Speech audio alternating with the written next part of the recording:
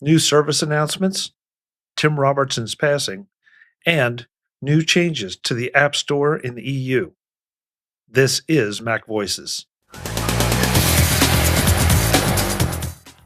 Today's MacVoices is supported by Bzigo. Stop losing sleep over mosquitoes. Take back your nights with Bzigo. Go to bzigo.com/discount/buzz10 and save 10% off. Welcome to MacVoices. This is the talk of the Apple community. I'm all choked up. Look, it wasn't me, okay? Wow, this is the talk of the Apple community. I'm Chuck Joyner. We are off to a rousing start tonight. I think it may be because that as we record this is the Tuesday before the July 4th holiday here in the U.S.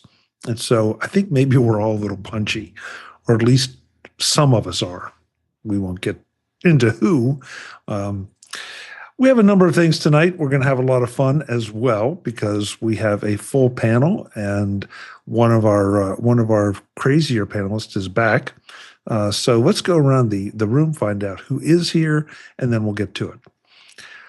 Top left of my screen, as always, Mr. Dave Ginsburg. Dave, good to have you. Great to be here as always. It's glad we got a great, nice full panel here this evening, and staying cool. Because it is warm. Yes, that's true everywhere. Speaking of warm, Brian Flanigan-Arthurs is in a place where it's always warm. Brian, it's good to have you. Yes, it's good to be indoors and good to be here. Yes. I noticed which one you put first, Brian. Yes. So, Eric Bolden is here. Eric, I'm not even going to say anything about the background. I just want you to introduce it. Well, the chickens are now contained. They're not stuck in a steel box in a hot garage anymore. So, no need to call animal control. They're out and they have their new pen and they're happy. Mostly. There's some complaints about lodgings, but we're working on it. Okay. So what brand of chicken is that's the primary brand? Brand? Oh, bless your heart, Chuck. Hey, at least I didn't say model of chicken, so, Upright ones. I will have to fill in the chicken types later when I have a cheat sheet in front of me because there are lots of words. Oh, okay. All and right. I don't know what they are. We will look forward. If we get the chicken cheat sheet from Eric, we'll put it in the show notes for you. Easy for you to say. Tongue's hot. Yeah. I told you it's a tough night. Marty Jencius is here as well. Marty, it's good to have you. I prefer my chicken in a bucket, generally in my lap when I'm driving down the highway. It's good to be here. Finals week next week, and then all the teaching's done for the summer. So I am happy. Nice. How long does your summer last, Marty? Serious question. Before you start up again. Starts June 8th and ends it starts late May and ends mid-July. Okay. So it's essentially a 8-week session for us, and then got about a month off before the fall semester starts. So good. Sounds good. I need to try that. Jeff Gamet has not been here for quite some time, and I'm delighted to have him back. And he's even back in his normal haunt. Jeff, welcome back. We have really missed you. Holy forking shirt balls. I have really missed all of you. It has been an adventuresome 7 months, but look at this. I get to be back in my own place, hanging out with all of you. And I believe that we are actually only days away from hanging out in person. Yes. Right? Week. Mm-hmm. We are. I am very much looking forward to that. Yes. There will be many hugs exchanged, many drinks drunk. Consumed. Consumed. There we go. Yeah. So What is it? Peanut butter whiskey? Is that the? There was the peanut butter whiskey. Yeah. Yeah. There's a yeah. Chuck, just for you, I bought new underpants. Oh, good. Thank you. Go ahead. Thank you for sharing To wear that or to publicly, share? Jeff. Well, it depends on your perspective now, doesn't it? Well, Bixby, you're not helping things at all. I'm I'm sorry. glad you're here, I think. But Huh. Well, I had a Well- terrible day at the office, and I'm ready to eat people. So bring it on. Okay. Okay. Well, very, very nice. By the way, give the quote queen our compliments. Really, really nice quote tonight. Thank you. Very good. I'm truly blessed. So More than you know. More than you know. yeah, but you've met her. I have. Jim Rea is here as well. Jim, it's great to have you back. I know that you were at a post dub meeting tonight, and thought you might not make it. Well, I thought it might be later. Wasn't sure. So I was Okay. only 5 minutes late. You were just saying that one of the wackier people was here tonight, and I was thinking, Chuck, you got to be more specific. No. Yeah, good point. No, because I admit, though, there are a number here that would qualify on that. Well, let's get to it. All of a sudden, I don't quite know why, but public service announcements are rising to the top. I said last week this may become a regular thing. I'm starting to think like it's going to really become a regular thing. Because these are things that you need to know about, and you need to know about them sooner rather than later. Last week, we talked a little bit about Anker, depending on how you want to pronounce it, extending a product recall to some power banks. Well, that power bank recall has added now some new models. So please make a note after the show, visit the link that I just threw in the chat and into the chat room, and see if you have any of these. And if you do, then take the steps that are recommended in the article. Please, this is really important, because if one of these batteries goes bad, you can have a real problem real quick. So this is not one to ignore, just say, oh, it's okay. It probably doesn't apply to me. It probably doesn't. But if it does, it's best that you not find out the hard way. The other one I definitely want to bring to the fore, and this is not one of Chuck's usual rants against Microsoft. This is something that I think if you are using Microsoft Authenticator to store your passwords, don't. This was on Engadget, and the reason I brought it here is because a lot of companies require you to use Authenticator. Right. And if you have been using that as a place to store passwords, it is going to go away relatively quickly. By mid-July, the Authenticator app is going to delete the passwords out of your app.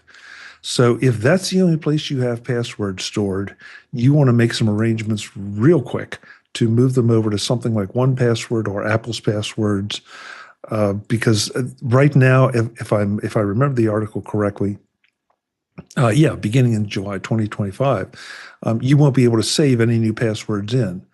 But then in only a couple short weeks, they all go away. Now, the Authenticator app doesn't stop working, and you'll still want to hang on to it, but the passwords might just be deleted out from under you. I don't know if Microsoft is sending out notifications to Authenticator users, but one way or another, make sure if you're using anything or have passwords stored in there that you have them somewhere else too. Yeah, I never used it, and I guarantee companies don't allow it because that's just not secure. Yeah, I don't know, Dave. I haven't used it either, but when I saw this, I thought, the fact that possibly you could, and then they're going to delete it with only a few weeks' notice. Yeah.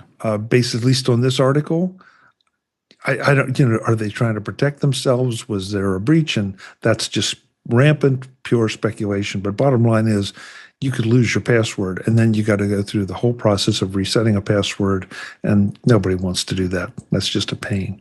Nope. Chuck, I have a hypothesis, and I bet you've been waiting months for me to say that. I have missed it. Yes, I'd love to hear it, Jeff. My Raise the pace. hypothesis is that people just aren't using Microsoft Authenticator.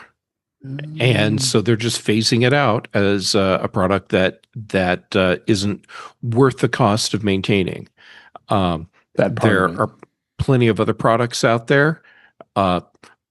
If you want to have the Authenticator name, Google Authenticator probably has a lot more users.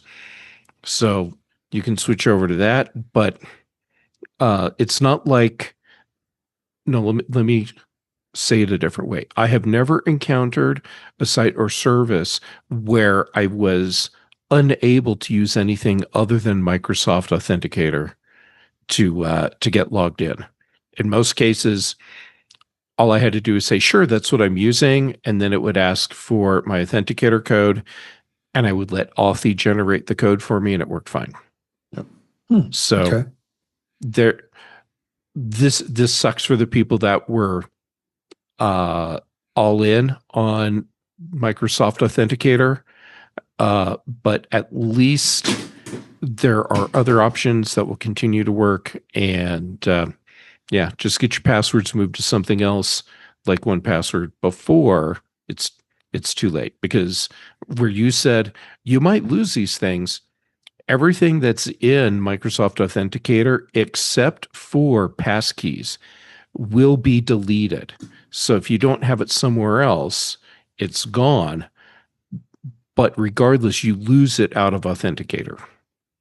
Right. So, again, public service announcement. Proceed as you see fit, but at least you know now. Yep. The next thing, before we get into some of our usual craziness, though, we have to turn serious for a moment. This week, we lost someone who has been a longtime member of the Apple and Mac community, who has done journalism duties in the community, has been a podcaster for a long time. Tim Robertson passed away this week. I knew Tim. I didn't know him quite as well, and I asked Dave Ginsburg to just tell us a little bit about Tim, because I know, Dave, you've known him a lot longer than I have, and because of his geographic location, you know him well. Yeah, no, it was very sad. Tim had a big heart. He was a really friendly guy, and I can go back thinking my first Mac stock, and went to the first Mac stock in 2015. He was leading the panel when we had a discussion on stage, and was very welcoming, very nice guy. And I was on his show a number of times. Of course, we know Guy, Cyril, and Gaz do the MyMac.com podcast, which was his originally. But yeah, he was Mac focused for a long time. I mean, he started MyMac like in 1995. Had a lot of great followers, and he was with his good friend David Cohen, was hosting with him for a long time. And there was a lot of posts out on Mastodon. I saw Peter Cohen was shocked and posted a nice post about him. But yeah, he was a gamer. He loved video games. He loved the console games especially. I know he came here 1 year from Xstock. I went to one of those arcade locations and was looking to those big ones, the cabinets. He was really into that. So, he very sharp. He's sharp on tech. I know he worked with OWC for a number of years and did a lot of other podcasts and a lot of other great things. And we had a blast with him always when he was at MacStock. We hadn't seen him in quite a while. The other show he did with David was Tech Fan, which was a wide spectrum of technology. I was on that show once or twice. It was a lot of fun. He's going to be missed. He was really very popular in the Apple community for many of us, and he's definitely going to be missed. Yeah. Yeah. If you aren't familiar with Tim, just do a quick Google search. You won't have any trouble finding a lot of what he's done over the years. And I'm with Dave. He will be missed. I guess the Apple community as a community has moved into that that age where we are going to start losing people, and you don't want to get morbid about it, but there's some that really definitely stand out, and especially for this as part of the podcasting community, which is not even as old. So there you go. So And thanks. Just one last thing, Guy Cyril has of course been on the show many times here. Was able to see him one last time, so it was nice because he was really good friends, bigger friends with him than I was. But Guy was able to see him one last time, so I mean, and Guy's having a tough time right now. But yeah, so oh sure. So yeah, thanks, Tim. Thanks, Tim. Take care. Today's Mac Voices is supported by Bzigo. Stop losing sleep over mosquitoes. Take back your nights with Bzigo. Go to bzigo.com/discount/buzz10 and use the code buzz10 to get 10% off. That's the sound of your least favorite summer sport, swatting mosquitoes as they land on you looking for a free meal. If you don't like being on the menu, you need Bzigo. Bzigo Iris is a cutting-edge device that uses computer vision and AI to detect, track, and pinpoint mosquitoes in real time. No more guessing, no more swatting at thin air, just a simple, precise way to finally take control of your space. With Bzigo Iris, you're not dealing with any toxic sprays or plugins. What you are dealing with is a device that uses AI and eye-safe lasers to pinpoint where mosquitoes have landed so you can take decisive action with your Bzigo swatter. And you don't even need to be in the same room.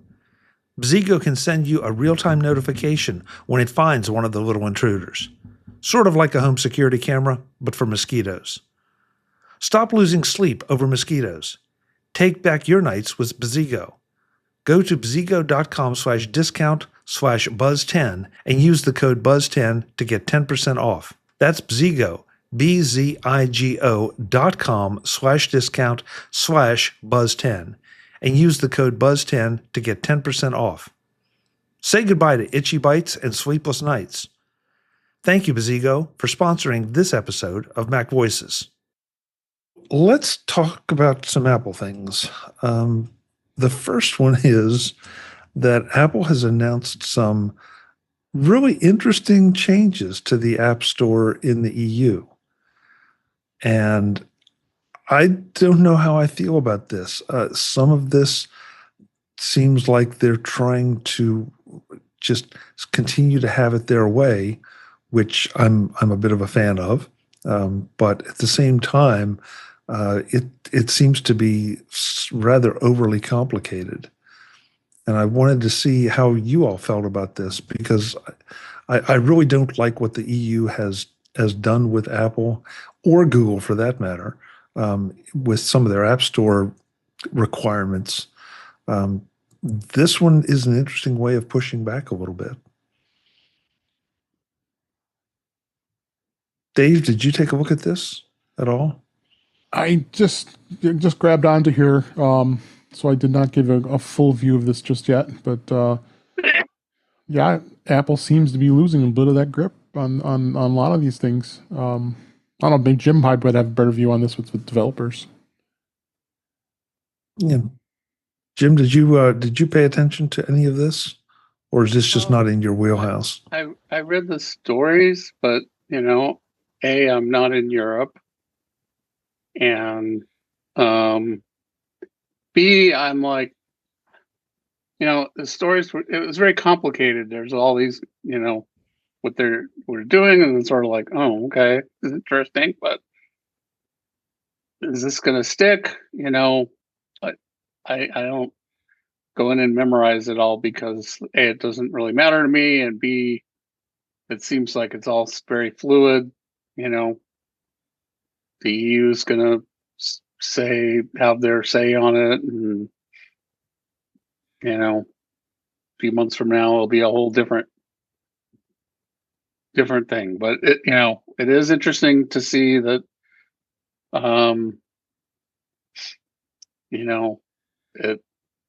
it's movement on Apple's part.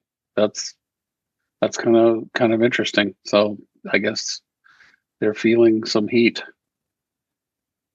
I thought the concept of a tier 1 and tier 2 model for apps in the App Store was particularly interesting.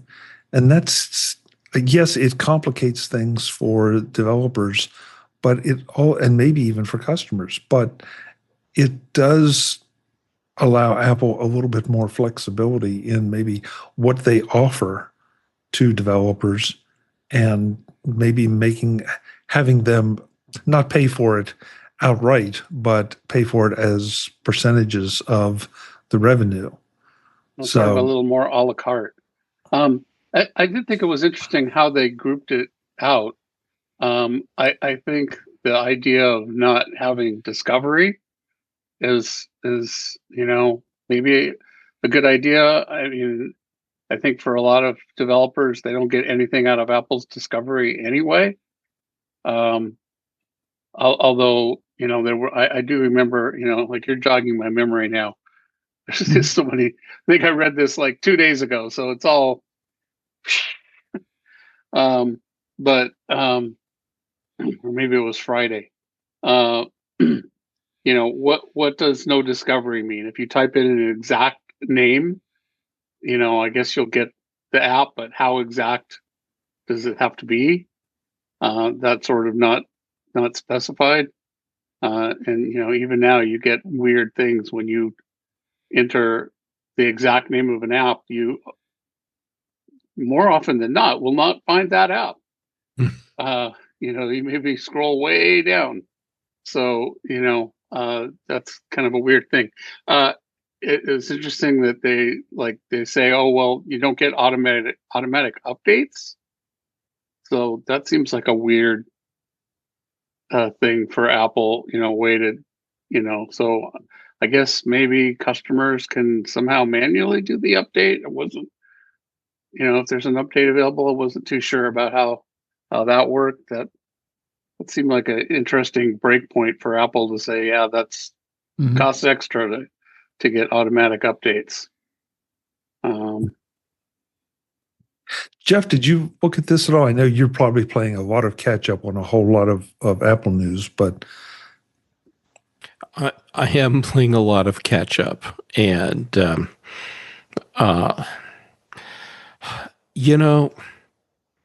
okay, Apple is definitely doing some malicious compliance here, at least from my perspective. However, I really, really have a hard time feeling any sympathy for Sweeney, because I feel like everything that he has done and his company has done in this battle has been disingenuous. And this is not about making a better experience for customers. It's about Sweeney wanting to do exactly what Apple has been doing, and to be able to do it despite Apple's App Store being there. So, does this actually have anything to do with Sweeney, though? I had the impression that this was really, between Apple and the EU, and it is really. Yeah, okay, that's a fair point. My comments relate to Sweeney coming out and saying, "Oh, Apple, they're just being jerks and breaking the law with the way they're handling," or whatever he said. So anyhow, I don't have any love for Tim Sweeney. I get that's what I guess that's what it comes down to for me. Well, but also, to be fair, I had a follow-up article that I just threw into the chat rooms that specifically pointed out Tim Sweeney's opinions on this. I don't know why anybody cares what Sweeney says anymore either. So apparently my problem is I haven't been on shows enough to be able to talk about what you want to talk about, Chuck. I'm just going to say whatever I want. Okay, well, that works. That works. In retrospect, though, how is that different from any other time?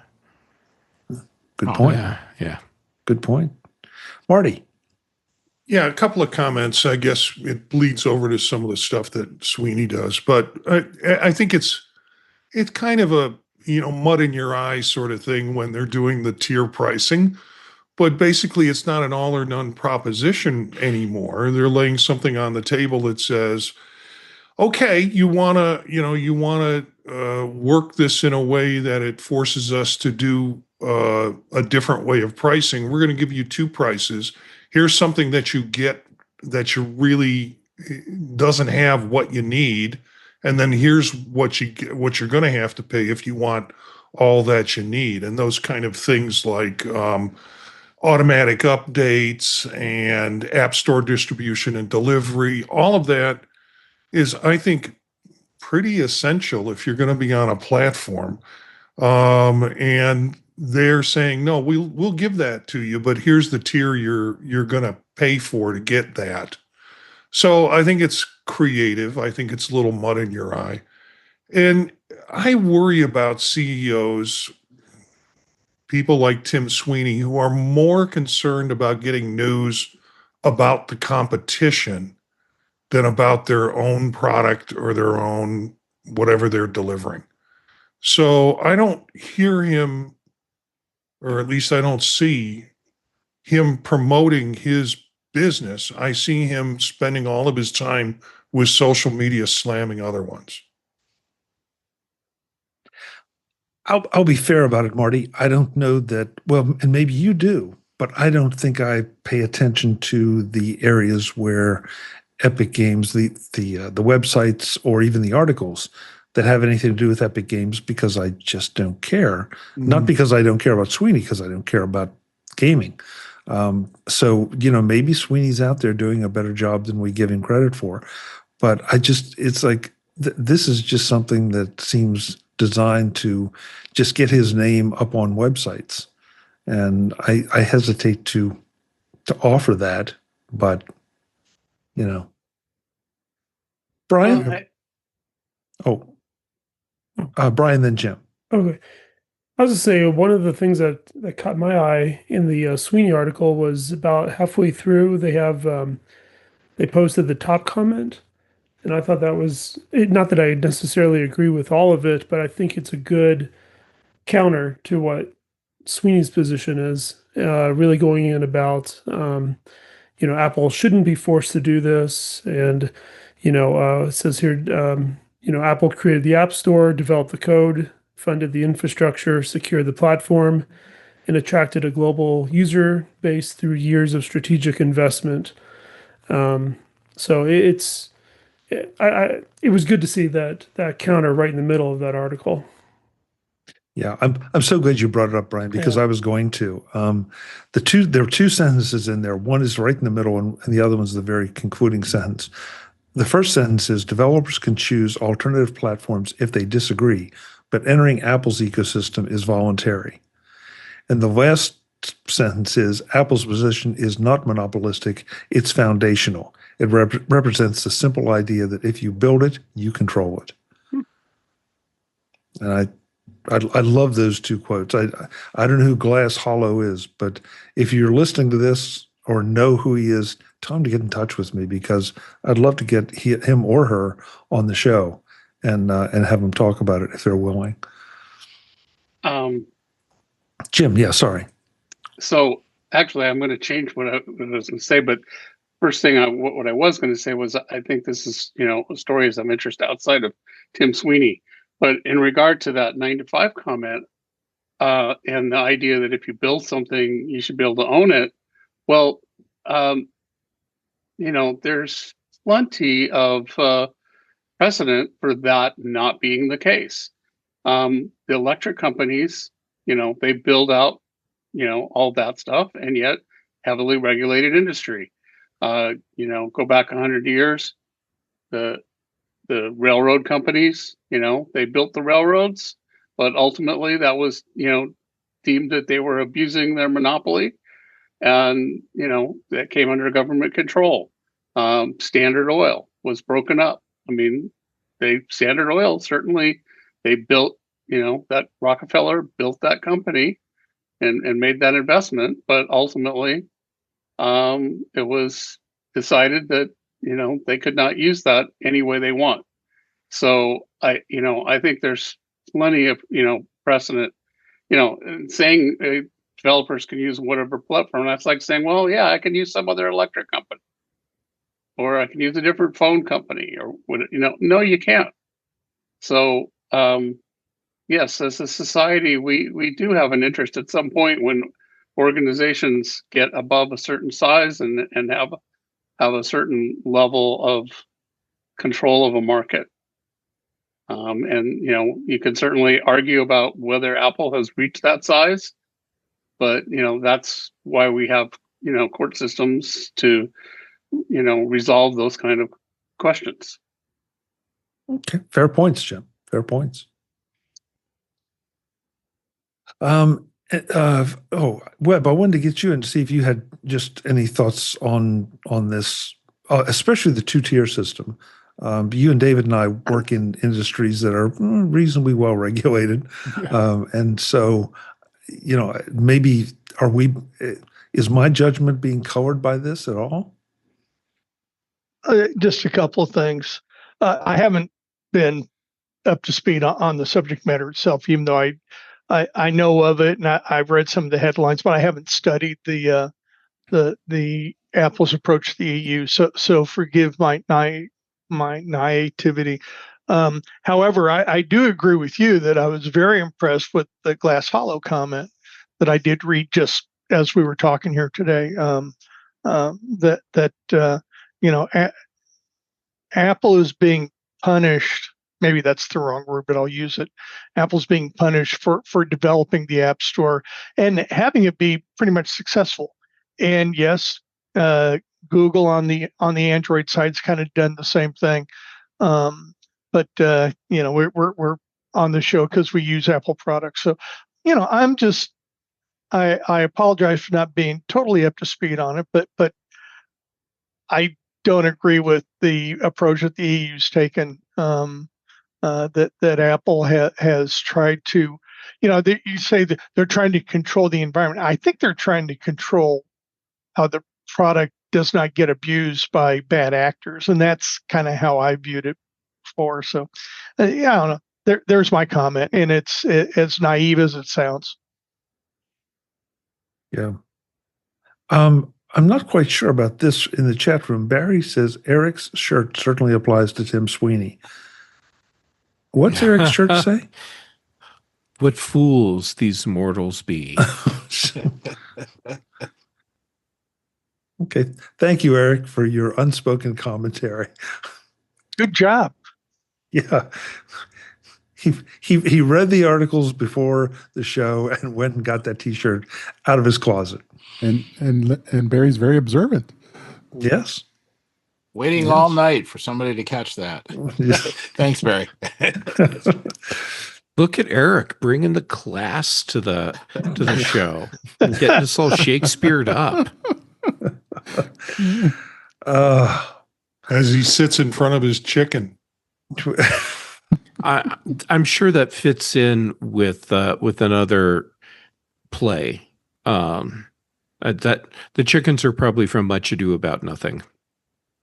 Merry Wives of Windsor. Or Merry Wives of Windsor. Sure, yeah. Is the chicken's name Yorick? Is the chicken's name Yorick? Yeah, and Marty fried him well.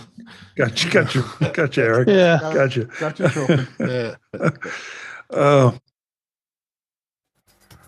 Visit MacVoices.com for show notes and to connect with Chuck on social media. Get involved in our Facebook group or like our Facebook page, and get more out of your Apple tech with MacVoices Magazine, free on Flipboard and on the web. And if you find value in it all, consider supporting us through either our Patreon campaign at patreon.com/MacVoices, or by making a one-time donation via the PayPal link on our front page and in the show notes of each episode. You will join these fine people who help bring you Mac Voices.